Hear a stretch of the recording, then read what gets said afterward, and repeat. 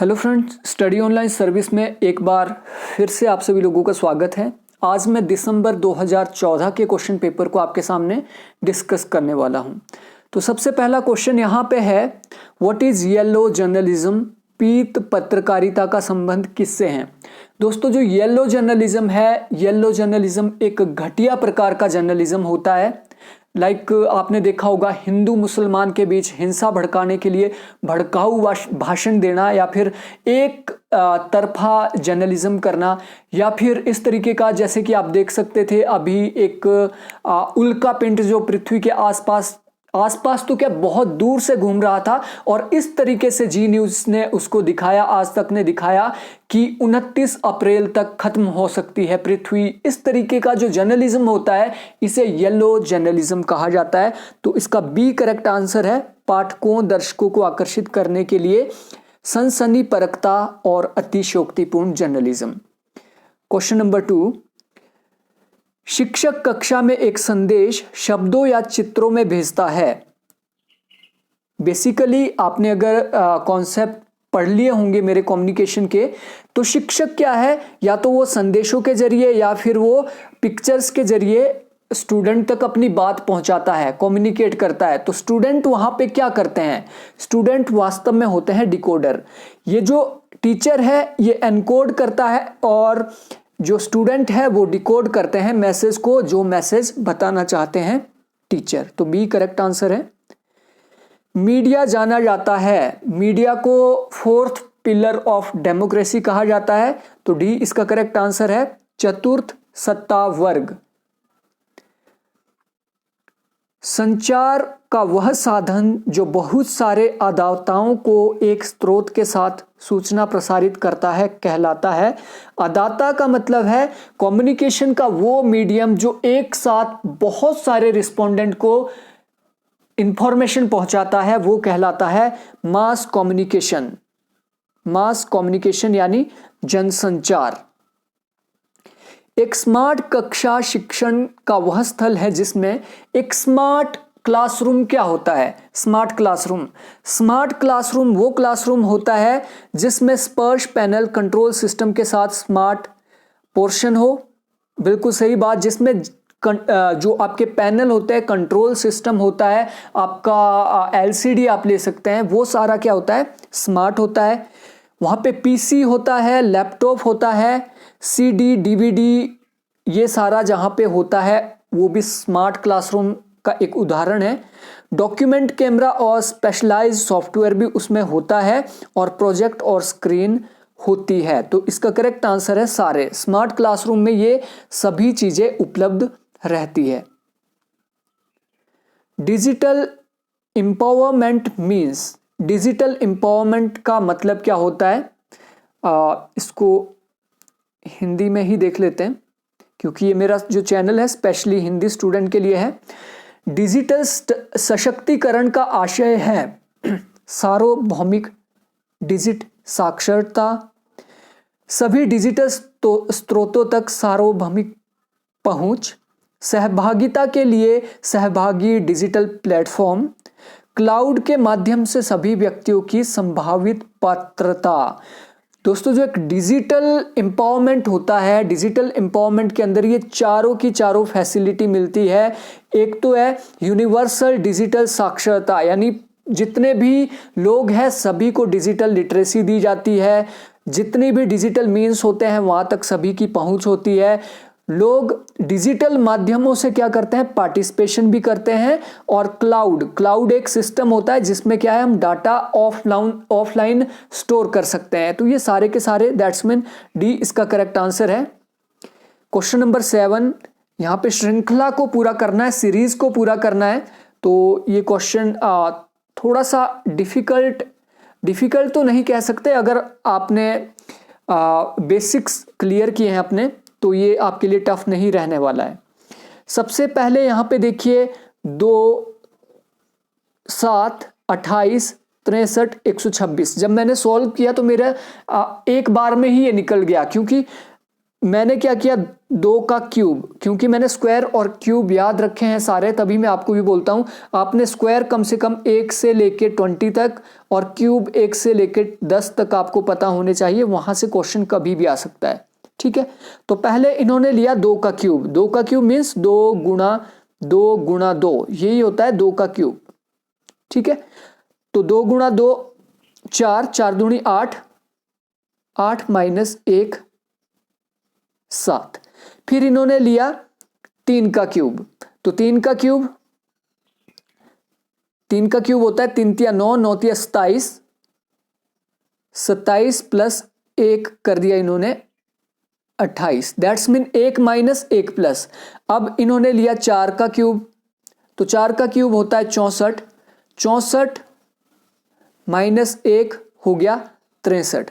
अब इन्होंने लिया 5 का क्यूब, 5 का क्यूब होता है 5 5 25, 25 पंजा 125 प्लस 125 प्लस 1 126, दैट्स मीन जो अगली संख्या होगी वो होगी 6 का क्यूब माइनस 1।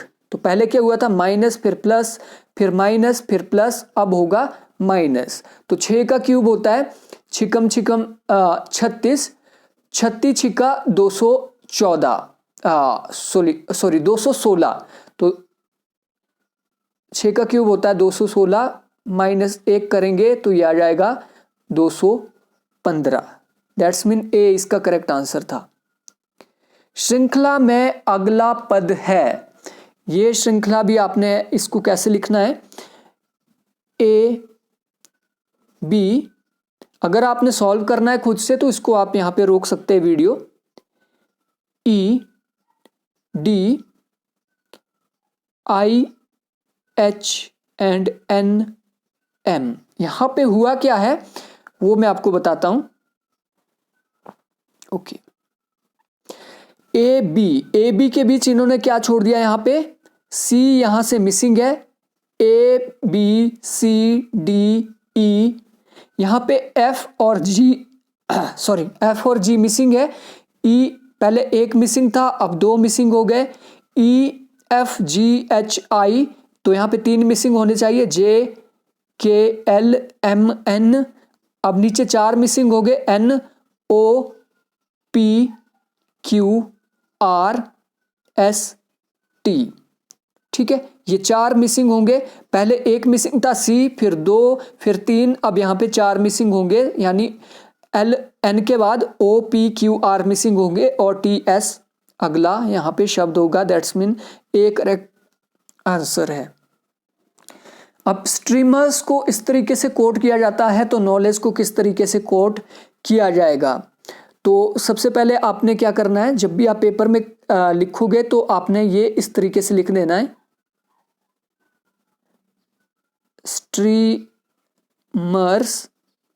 को कोड किया गया है यू। तो देखिए U V T UVT G A L D Q R, इस तरीके से इसको कोड किया गया है। अब यहां पे देखिए एस के बाद क्या क्या छोड़ा है वो आपने यहां पे देखना है, P Q R S, S के बाद ओनली टी छोड़ा है, टी यू यहां पे छोड़ा है, यू वी आर एस छोड़ा है, टी ई के बाद एफ छोड़ा है जी, और यहां पे इन्होंने मीडियम इसको ले लिया है ए का ए।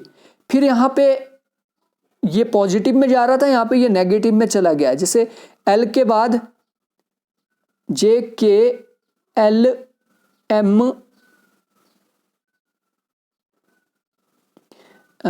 ये एल है L M, A B C D E F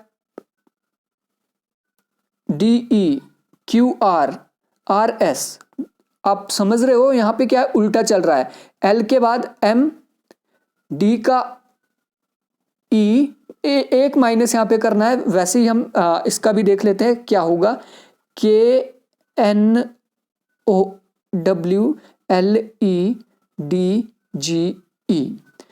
तो के के बाद हमने क्या छोड़ना है, एक जे के एल हम छोड़ेंगे, अगला आएगा हमारा एम, एन के बाद एल एम एन ओ छोड़ेंगे, यहाँ पे आएगा हमारा पी, ओ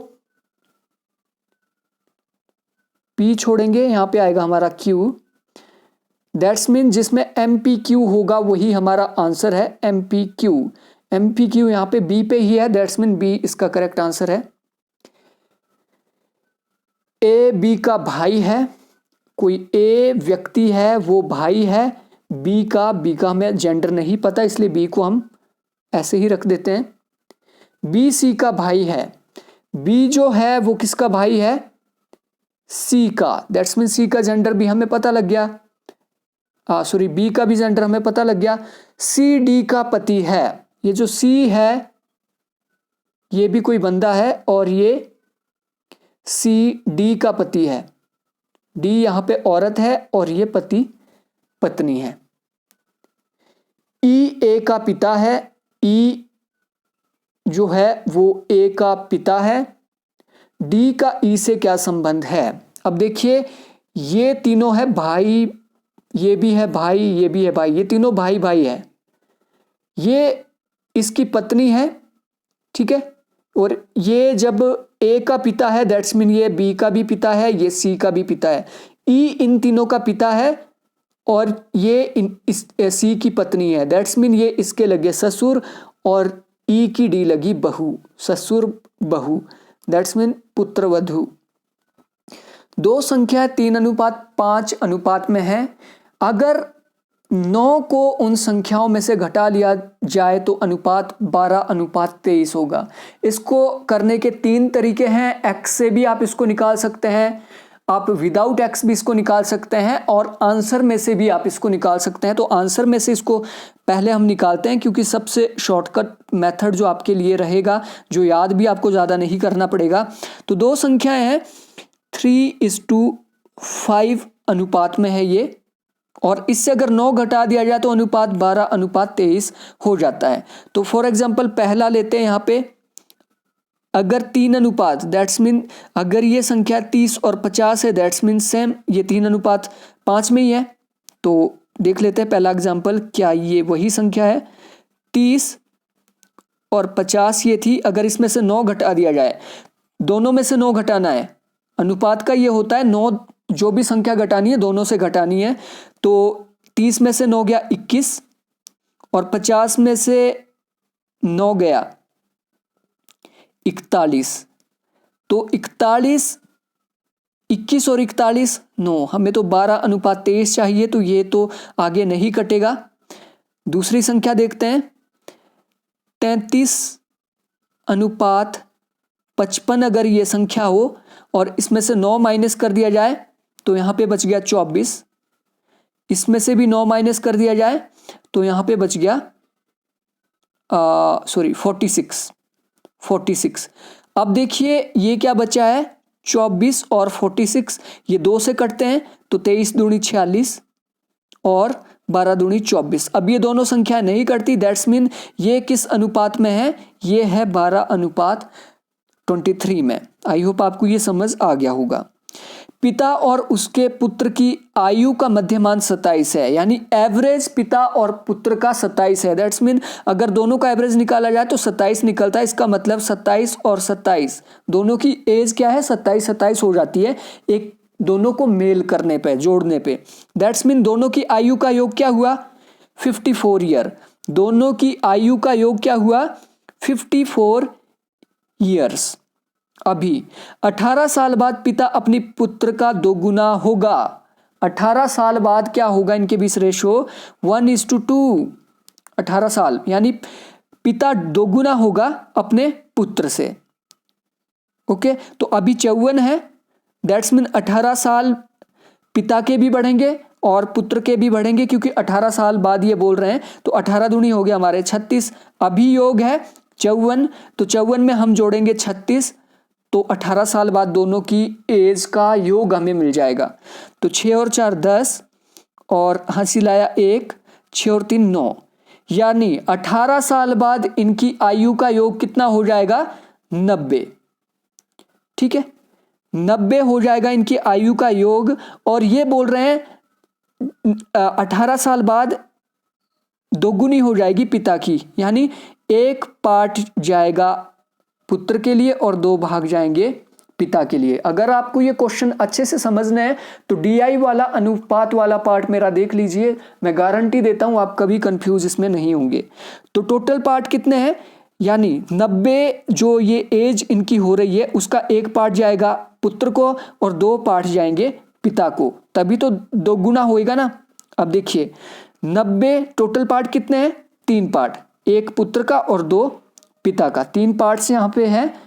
दैट्स मीन 90 को हमने 3 भागों में डिवाइड किया, 3 एकम 3, 30 तिया 90, जिसको 1 पार्ट जाएगा। टोटल पार्ट कितने थे, 3 पार्ट, 90 के 3 पार्ट किए तो 1 पार्ट कितने का बना, 1 पार्ट बना 30 का, 30 गुणा 1 ये जाएगा पुत्र को, दैट्स मीन 30, और 30 गुणा 2 ये जाएगा पिता को, दैट्स मीन पिता की एज होएगी 18 साल बाद 60 और पुत्र की होएगी 30। आई होप आपको ये समझ आ गया, अगर नहीं आया तो आप कमेंट बॉक्स में लिखिए। लेकिन ये 18 साल बाद होगी, आज क्या होगी तो -18 कर लेंगे दोनों से, इससे भी -18, इससे भी -18, दोनों से 18 18 माइनस कर देंगे तो 30 में से 18 गए 12 और 60 में से 18 गए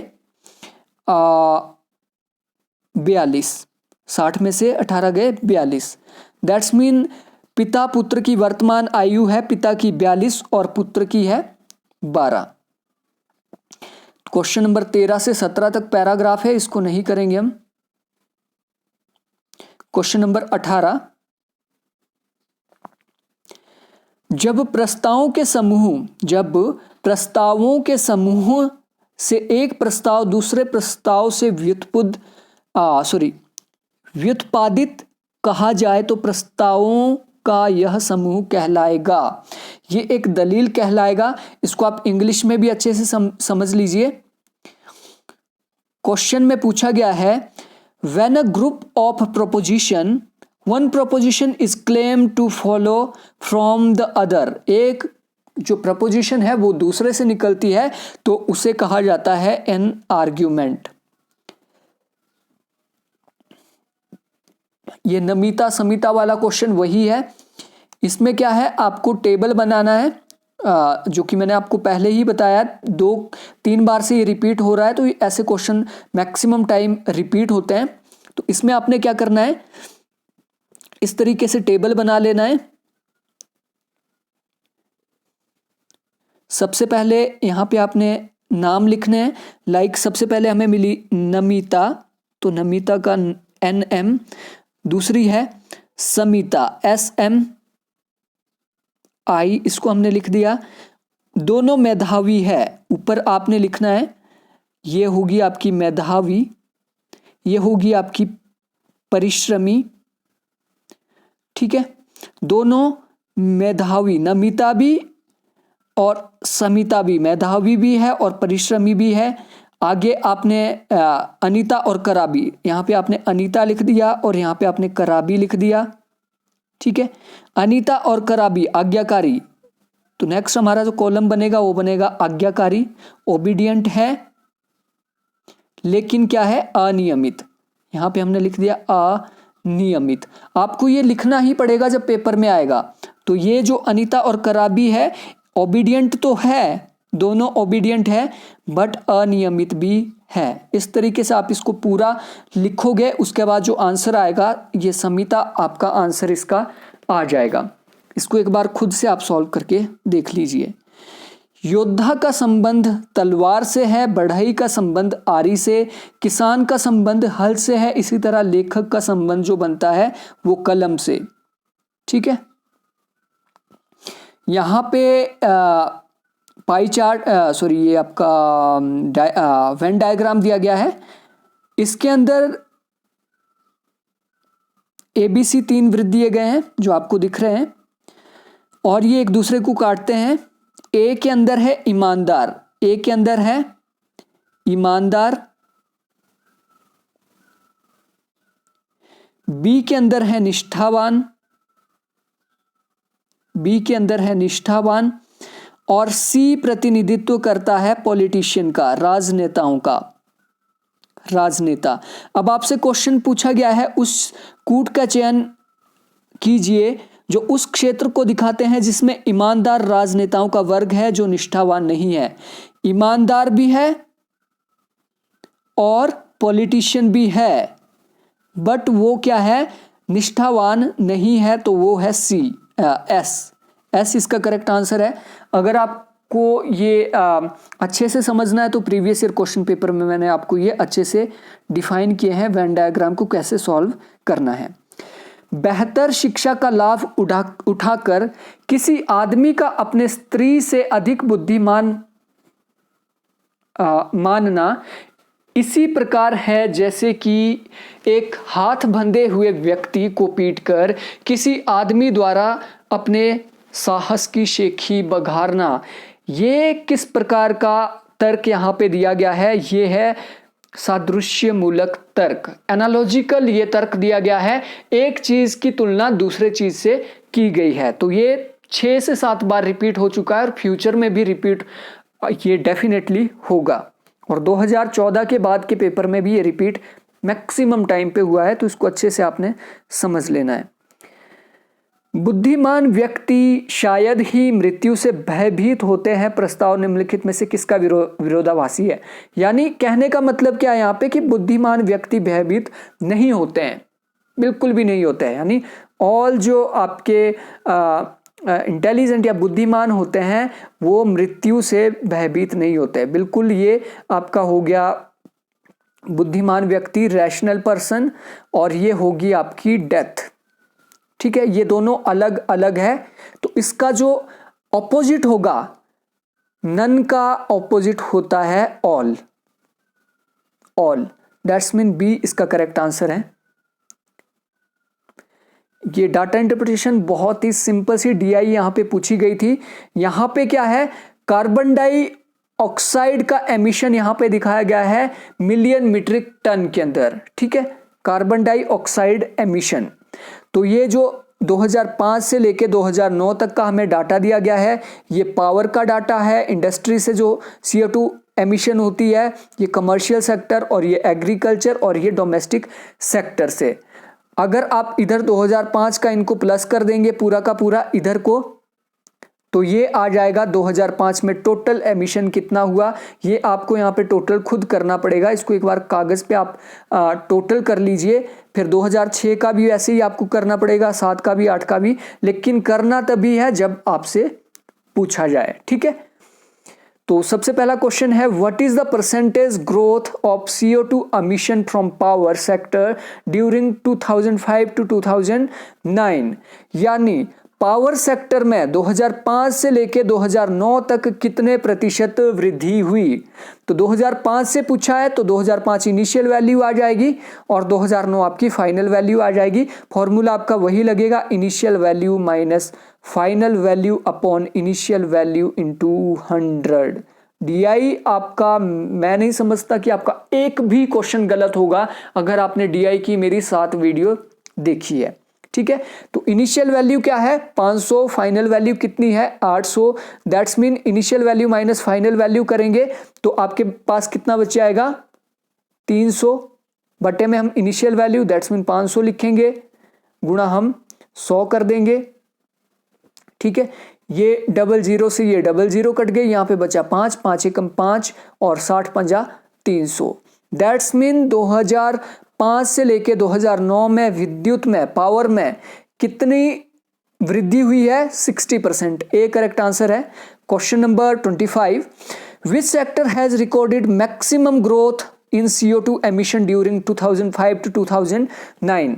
2005 से लेके 2009 तक किसमें सबसे ज्यादा वृद्धि देखी गई है। यानी इनिशियल वैल्यू ये है और फाइनल वैल्यू ये है, इनिशियल वैल्यू और फाइनल वैल्यू किसमें सबसे ज्यादा वृद्धि हुई है। अगर आप देखोगे पावर में कितनी हुई है 500 से 800 हुआ है, यहां पे 60% वृद्धि हुई है। इंडस्ट्री में 200 से 450 हुआ है। 200 का अगर डबल हो जाए, 100% वृद्धि हो जाए तो 400 होना था, यहाँ पे 450 हुआ है। दैट्स मीन इंडस्ट्री में कितनी हुई है, ऑलमोस्ट 125% के आसपास वृद्धि हुई है। कमर्शियल सेक्टर में देखेंगे तो 150 से 320 यानी 120 के आसपास, 110-20 के आसपास वृद्धि हुई है कमर्शियल सेक्टर में। एग्रीकल्चर में हम देखेंगे तो 80 से 200 पे पहुंचा है। इनिशियल वैल्यू देखो इसकी छोटी है, 80 से 200। 80 का अगर डबल होता तो 160 होता। 200% 100% वृद्धि होती तो इसमें होना था 160, लेकिन यहां पे है 200। दैट्स मीन यहां पे 150% के आसपास वृद्धि हुई है और यही इसका आंसर है। एग्रीकल्चर में सबसे ज्यादा वृद्धि हुई है, डी इसका करेक्ट आंसर है। By what percentage the total emission of CO2 have increased from 2005 to 2009? 2005 से लेके अब यहां पे ये पूछ के आ रहा है टोटल इमिशन ऑफ CO2 2005 से लेके 2009 तक कितनी बढ़ी। तो आपको क्या करना पड़ेगा, सबसे पहले तो आपको 2005 इनिशियल वैल्यू है और 2009 आपके पास फाइनल वैल्यू है। 2005 को आप क्या कर देंगे, पहले प्लस, फिर 2009 को प्लस कर देंगे, फिर आपका जो टोटल आएगा वो आपकी हो जाएगी यहाँ पे इनिशियल वैल्यू और यहाँ पे जो टोटल आएगा वो हो जाएगी आपकी फाइनल वैल्यू। तो करके देखते हैं, 5 और 2 700, 7 और 1.5 850, 850 और 80 930 और 100 1030। इनिशियल वैल्यू होगी 1030। टोटल कितना था 2005 में, 1030 मिलियन मीट्रिक टन। ओके, और फाइनल आपका 2009 में कितना हो जाता है, 8 8 और 4 12, 12 और 3 15, 15 और 2 17, 17 और 1 18, 1850 और 20 70, 70 और 70 150। That's mean 1950। Okay, initial value थी 1030 माइनस फाइनल वैल्यू थी 1950, बटे में आ जाएगी आपकी इनिशियल वैल्यू जो थी 1030। अगर आपने इसको शॉर्टकट में करना है तो आप इसको क्या कर लेंगे, सबसे पहले तो 1950 में से आप माइनस कर देंगे 1030। डिफरेंस आपको पता लग जाएगा, 0 से 0 गया, 5 में से 3 गया 2, 9 का 9, 920। तो आप इसके बीच डिफरेंस मान सकते हैं डायरेक्टली 920 भी आप छोड़ दीजिए और यहां पे आपने मान लिया 1000। ओके, गुणा यहां पे 100 भी आ जाएगा, तो ये 0 से 0 यहां पे कट गया, ठीक है। यहां पे बचा 10, यहां पे बचा 900, ये 0 से 0 यहां पे काट दिया। दैट्स मीन ऑलमोस्ट 90% यहां पे वृद्धि हुई है, ऑलमोस्ट 90%। दैट्स मीन ए इसका करेक्ट आंसर है। 90 के आसपास केवल यही है। आपको शॉर्टकट मेथड तो यूज करने ही पड़ेंगे DI को सॉल्व करने के लिए, क्योंकि इतनी अगर पॉइंट में आप इसको काटने लगेंगे तो आपका टाइम काफी इसमें वेस्ट हो सकता है। Question number 27, what is the average annual growth rate of CO2 emission in power sector? Power sector में एनुअल एवरेज ग्रोथ बतानी है आपको और इसको भी शॉर्टकट मेथड से आपको करना पड़ेगा। तो ये पावर का पूछ रहा है, 2005 से 2009 तक एवरेज इसका क्या रहता है, तो आपको पहले तो एवरेज निकालना पड़ेगा। 500 और 600 में कितनी वृद्धि हुई, 6 और 650, ये निकालना पड़ेगा। लेकिन शॉर्टकट क्या है, आप इसको इनिशियल मानो, इसको आप फाइनल मानो, ठीक है। तो इसके बीच कितना आया था हमारा, 60% ग्रोथ हुई थी। तो 60% कितने सालों में, 1 2 3 4 5 सालों में। तो 60 डिवाइडेड बाय 5, 5 एकम 5, 12 पंजा 60, ऑलमोस्ट 12%। इसका करेक्ट आंसर है ए। What is the percentage contribution of power sector to total CO2 emission in year 2008? 2008 के अंदर पावर सेक्टर का क्या योगदान रहा। अब देखिए 2008 के अंदर टोटल में से पावर सेक्टर का क्या योगदान रहा, ये आपसे क्वेश्चन पूछा गया है। तो 2008 का सबसे पहले तो आपको प्लस करना पड़ेगा, 7 7 4 11, 11 और 3 14, 14 और 3 17, यानी टोटल जो एमिशन हुआ है 2008 में ये हुआ है 1700 और 1700 में से पावर में आपके कितने थे, 700, यानी 1700 टोटल नंबर थे और टोटल में से आपके आए 700 तो यही पूछ रहा है कि आपके कितने परसेंट बने। ठीक है, गुणा यहाँ पे 100 हो जाएगा, वही सेम।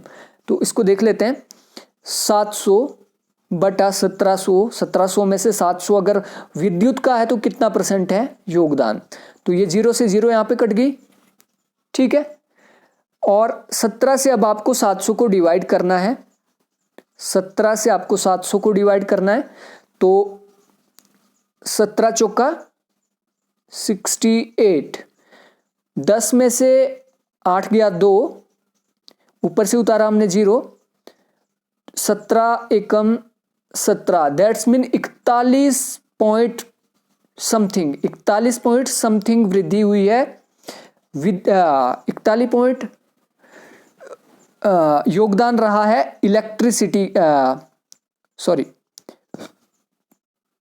पावर सेक्टर का। तो बी इसका करेक्ट आंसर है। In which year the contribution percentage of industry of total sector CO2 emission was minimum. अब इसको कैसे करना है, यहां पे इंडस्ट्री का पूछा गया है। इंडस्ट्री का जो इंडस्ट्री आपका सेक्टर है उसका टोटल एमिशन में से सबसे कम योगदान किस वर्ष था। तो टोटल आपको करना पड़ेगा, पहले तो इन सबको टोटल करना पड़ेगा, फिर देखना पड़ेगा आपको इंडस्ट्री का कितना सबसे कम योगदान किस साल में। तो सबसे कम यहीं पे है 200, क्योंकि इसका टोटल अगर आप करोगे तो 500 और 2 700, 700 ये 1030 में से 200, इसका आप एक एक करके कर सकते हैं सॉल्व। इसका 2005 ही करेक्ट आंसर है। ओके, क्वेश्चन नंबर 30, A2F बहुत ही सिंपल है। A2F नंबर सिस्टम में हर बार आपको बताता हूं।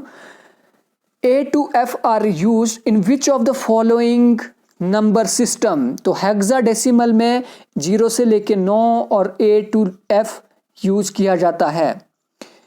Which one of following is not search engine. इनमें से कौन सा सर्च इंजन नहीं है। गूगल सर्च इंजन है, याहू है, बिंग है। याहू है, बिंग है, लेकिन ये क्रोम नहीं है। क्रोम एक ब्राउजर है, ना कि सर्च इंजन। गूगल का ये क्रोम जो है ये ब्राउजर है। तो कंप्यूटर की वीडियो में मैंने आपको ये सारा डिटेल में बता दिया है, आप कंप्यूटर की वीडियो देख सकते हैं। CSS आपका एक्सेल में यूज होता है, माइक्रोसॉफ्ट एक्सेल जो आप यूज करते हैं। कैस्केडिंग स्टाइल शीट्स इसे कहा जाता है। मूक्स का मतलब क्या होता है। मूक्स का मतलब होता है मैसिव ओपन ऑनलाइन कोर्स। जैसे कि मैंने मैसिव ओपन ऑनलाइन कोर्स आपके लिए प्रोवाइड किया है इंटरनेट पे, ये है मूक्स। तो मूक्स आपका पेपर 1 में लगा है, इसको अच्छे से आपने पढ़ लेना है। Binary equivalent of decimal number 35, जो 35 है उसका बाइनरी इक्विवेलेंट आपने निकालना है। तो 2 से ही इसको काटेंगे क्योंकि हमने बाइनरी निकालना है। तो 17 दूनी 34, शेषफल बचा 1, 8 दूनी 16, शेषफल बचा 1, 4 दूनी 8, शेषफल बचा 0, 2 दूनी 4, शेषफल बचा 0, 2 एकम 2, शेषफल बचा 0। तो इसका जो करेक्ट आंसर होगा वो होगा 1 0 0 0 1 0 0 1। ए इसका करेक्ट आंसर है। GIF, JPG, BMP, PNG are used as extensions for file which stores image data। GIF आपने देखा होगा, JPG, BMP ये सारे के सारे क्या है, जो आपकी फोटोज होती है, इमेज होती है, उनके ये एक्सटेंशन नेम्स होते हैं। विच ऑफ द ओके, इसको हिंदी में ही देखते हैं।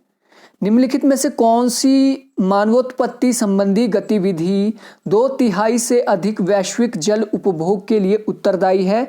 तो ये 2014 के करंट अफेयर से क्वेश्चन आपको आए हैं और एनवायरमेंट से रिलेटेड ये क्वेश्चन है। तो ये बोल रहा है कि मानव की जो गतिविधि है, ह्यूमन जो गतिविधि है, 2/3 पानी जो यूज करने लायक है वो कहां पे हम यूज करते हैं, वो यूज हम करते हैं एग्रीकल्चर में।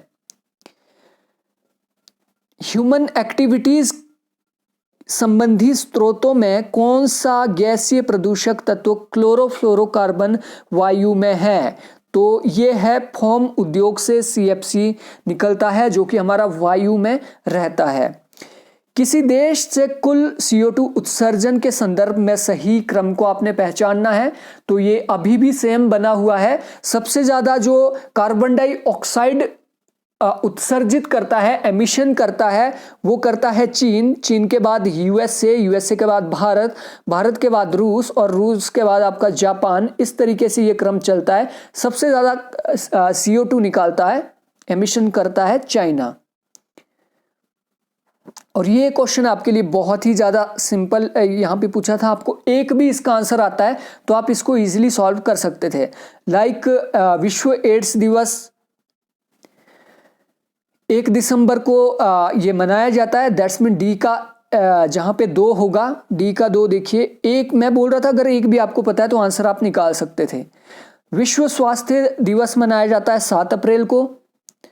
विश्व जनसंख्या दिवस मनाया जाता है 11 जुलाई को और विश्व ओजोन दिवस 16 सितंबर को। तो बी इसका करेक्ट आंसर है।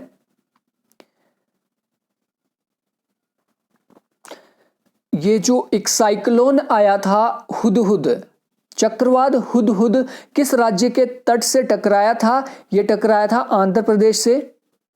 निम्नलिखित में से कौन सा नवीकरणीय प्राकृतिक स्रोत नहीं है? नवीकरणीय यानी रिन्यूएबल, जिसको रिन्यू किया जा सकता है। तो इसका करेक्ट आंसर है सॉल्ट। नमक एक बार अगर खत्म हो गया तो उसको रिन्यू फिर नहीं किया जा सकता है। इसीलिए अभी कुछ इस तरीके के आसार बन रहे हैं जो मीडिया में फैलाया जा रहा है कि नमक की कमी हो सकती है, जिसकी वजह से नमक के रेट अभी बढ़ जाएंगे। विश्वविद्यालय अनुदान आयोग द्वारा वर्ष 2014 में अभिनिर्धारित जाली संस्थाओं विश्वविद्यालयों की अधिकतम संख्या जो पाई गई थी वो पाई गई थी उत्तर प्रदेश से। लेकिन आपके लिए अब इंपॉर्टेंट ये क्वेश्चन नहीं है, आप अभी का डाटा देखिए 2019 का, वहां से क्वेश्चन आ सकता है। निम्नलिखित में से कौन सी संस्थाएं विश्वविद्यालय अनुदान आयोग अधिनियम 1956 के अधीन डिग्री देने या प्रदान करने में सक्षम है? जो UGC का अधिनियम 1956 है उसमें क्लियरली मेंशन किया गया है जो पार्लियामेंट के स्टैट्यूट द्वारा, अधिनियम द्वारा कोई स्थापित किया जाता है विश्वविद्यालय, वो डिग्री दे सकता है। या फिर राज्य विधानमंडल के द्वारा कोई यूनिवर्सिटी बनाई गई है वो भी डिग्री दे सकती है। और विश्वविद्यालय जो समझी जाती है, ऐसी संस्थाएं जो यूनिवर्सिटी समझी जाती है वो भी डिग्री प्रदान कर सकती है। लेकिन भाषाई अल्पसंख्यक वाली जो विश्वविद्यालय वो डिग्री नहीं देते, वो एफिलिएटेड होते हैं। ठीक है, तो 1, 2 और 4 करेक्ट आंसर, इसका सी करेक्ट आंसर है। निम्नलिखित में से कौन सुशासन के साधन है? सुशासन, गुड गवर्नेंस के साधन। तो सामाजिक लेखा परीक्षा भी है, नागरिक चार्टर भी है और सूचना का अधिकार भी है। शक्तियों का विभाजन नहीं है, शक्तियों का विभाजन गुड गवर्नेंस का साधन नहीं है। ठीक है, ये क्यों नहीं है?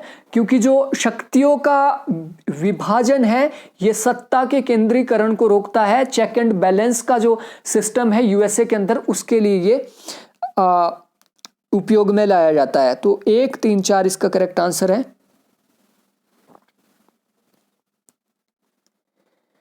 लोकसभा के संबंध में राष्ट्रपति को निम्नलिखित में से कौन सी शक्ति प्राप्त है? राष्ट्रपति इमरजेंसी बैठक बुला सकता है, वो सत्रावसान करता है और वो भंग भी कर सकता है सत्र को। ओके, तो इसका जो अनिश्चित काल के लिए जो स्थगित की जाती है बैठक, वो स्पीकर के द्वारा की जाती है, ना कि राष्ट्रपति के द्वारा। दैट्स मीन 1, 3, 4 इसका करेक्ट आंसर है। सी इसका करेक्ट आंसर है। संसद के 2 सत्रों के बीच का अंतराल निम्नलिखित में से किससे अधिक नहीं होना चाहिए? ये 6 महीने से ज्यादा 2 सत्रों के बीच, 2 सेशन के बीच नहीं होना चाहिए। मौलिक अधिकार के रूप में निजता, राइट टू प्राइवेसी किसके अंतर्गत आता है? राइट टू प्राइवेसी आता है राइट टू लाइफ के अंदर, जीवन के अधिकार के अंदर। निम्नलिखित में से कौन सा संगठन शैक्षणिक योजना में क्षमता निर्माण कार्यक्रम से संबंध रखता है, तो एनसीईआरटी तो नहीं रखता है, यूजीसी भी नहीं रखता है, एनएएसई नैक भी नहीं रखता है, यूएनयूईपीए ये जो हमेशा क्षमता निर्माण यानी कैपेसिटी बिल्डिंग से रिलेटेड है, NUEPA. Education is the manifest of perfection already in man, ये कोटेशन किसकी है? स्वामी विवेकानंद की। तो इसको हिंदी में देख लेते हैं। शिक्षा मनुष्य से पहले से विराजमान पूर्णता का आविर्भाव है, डैश के द्वारा कहा गया, विवेकानंद। निम्नलिखित में से कौन सा शिक्षण का पूर्व निर्धारित स्तर नहीं है? पूर्व निर्धारित स्तर शिक्षा का सबसे पहले है मेमोरी लेवल एजुकेशन में यूज होता है, आपको रटाया जाता है। लाइक आपने देखा होगा जब आप छोटे होते हैं 1 से 6 साल तक के आप होते हैं, बिटवीन 1 से 6 तो क्या बेसिकली 3 से 6 तक आपकी एजुकेशन शुरू होती है। उस टाइम आपको रटाया जाता है, आपको याद करने के लिए दिया जाता है पहाड़े, जैसे 2 एकम 2, 2 दूनी 4, इस तरीके से चलता रहता है, आपको रटाया जाता है, यानी मेमोरी आपकी स्ट्रॉन्ग की जाती है। उसके बाद आपका किया जाता है बोध यानी अंडरस्टैंडिंग, जो आपका 6 साल के बाद है। आपके जो 6 से 12 साल तक के आपको ऐसे पाठ पढ़ाए जाते हैं जिसमें आपकी अंडरस्टैंडिंग लेवल आपका बढ़े, ठीक है। और तीसरा होता है रिफ्लेक्टिव होता है आपका हायर एजुकेशन में, आपको इस तरीके से आपको पढ़ाया जाएगा कि आपने क्या पढ़ा उसको आपने रिफ्लेक्ट करना है, उसकी प्रतिक्रिया आपने देनी है, ठीक है। तो लेकिन विभेदीकरण कभी भी हमारा पूर्व निर्धारित स्तर नहीं होता है, तो डी इसका करेक्ट आंसर है। शिक्षण के दौरान विद्यार्थियों की अधिकतम सहभागिता किसके द्वारा संभव है? यह है निर्देशन पद्धति, demonstration method, I think demonstration ही इसको बोलते हैं। 51 यस, डेमोन्स्ट्रेशन मेथड, ये 3 से 4 बार रिपीट हो चुका है। नैदानिक मूल्यांकन यानी कि डायग्नोस्टिक जो इवैल्यूएशन होता है वो कब किया जाता है? डायग्नोस कब किया जाता है कि बच्चे को समझ आया कि नहीं आया? इसका करेक्ट आंसर है जब आपको कोई अनुदेश दिए जाते हैं, आपको कुछ पढ़ाया जाता है, उसके दौरान अधिगम की सतत समस्याओं के कारण और निदान के लिए उसके कारण जानने और उसको खत्म करना कि आपको समझ आ रहा है या नहीं आ रहा है। अध्यापक द्वारा अनुदेशात्मक सहायक सामग्री का उपयोग किया जाता है। टीचर टीचिंग एड का प्रयोग क्यों करता है? टीचर टीचिंग एड्स का प्रयोग क्यों करता है? ताकि विद्यार्थियों को वो क्या कर सके, जो संकल्पनाएं हैं, जो कॉन्सेप्ट्स हैं, उनको अच्छे से वो समझा सके। शिक्षक की अभिवृत्ति जिसका उसके शिक्षण पर प्रभाव पड़ता है, शिक्षक का जो एटीट्यूड है, शिक्षक का एटीट्यूड जिसका उसके टीचिंग के ऊपर प्रभाव पड़ता है, वो है भावात्मक। क्वेश्चन नंबर 55, जब सामाजिक शोध की योजना बनाई जाती है तो बेहतर है। सोशल साइंसेस के अंदर जब आप रिसर्च करते हैं तो उसके लिए आपको क्या करना पड़ता है? उसको सबसे पहले आपको विषय से जुड़े साहित्य से परिचित होना पड़ता है, यानी लिटरेचर रिव्यू आपको करना पड़ता है। सोशल साइंस में जब भी आप रिसर्च करते हैं उससे पहले लिटरेचर रिव्यू करते हैं। जब शिक्षाविदों को व्याख्यान देने के लिए अथवा कुछ विशिष्ट शिक्षा संबंधी प्रकरणों पर अपनी प्रस्तुति देने के लिए बुलाया जाता है तो यह कहलाता है सेमिनार। बी इसका करेक्ट आंसर है। शोध निबंध के अनिवार्य तत्व है जब भी आप रिसर्च थीसिस लिखते हैं। अब यहाँ पे क्वेश्चन को अच्छे से समझिए। रिसर्च थीसिस जो लिखते हैं, रिसर्च थीसिस के इंपॉर्टेंट पॉइंट क्या है? प्रस्तावना, बिल्कुल। रिसर्च थीसिस जब आप लिखते हैं तो उसमें इंट्रोडक्शन होती है। आंकड़ा संग्रह, अरे आंकड़ा संग्रह आप इसमें क्यों दोगे? वो तो आपका रिसर्च के चरण है, स्टेप्स ऑफ रिसर्च है, ना कि आपके थीसिस लिखने के। कार्यकारी सारांश, साहित्यिक पुनर्निरीक्षण, आंकड़ा संग्रह फिर यहाँ पे आ गया है।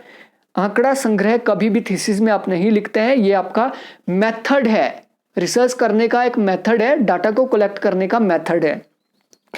शोध योजना, अब योजना आप क्यों बनाओगे? जब आप थीसिस लिख रहे हो तो शोध योजना, उसमें कोई भी चैप्टर नहीं आएगा।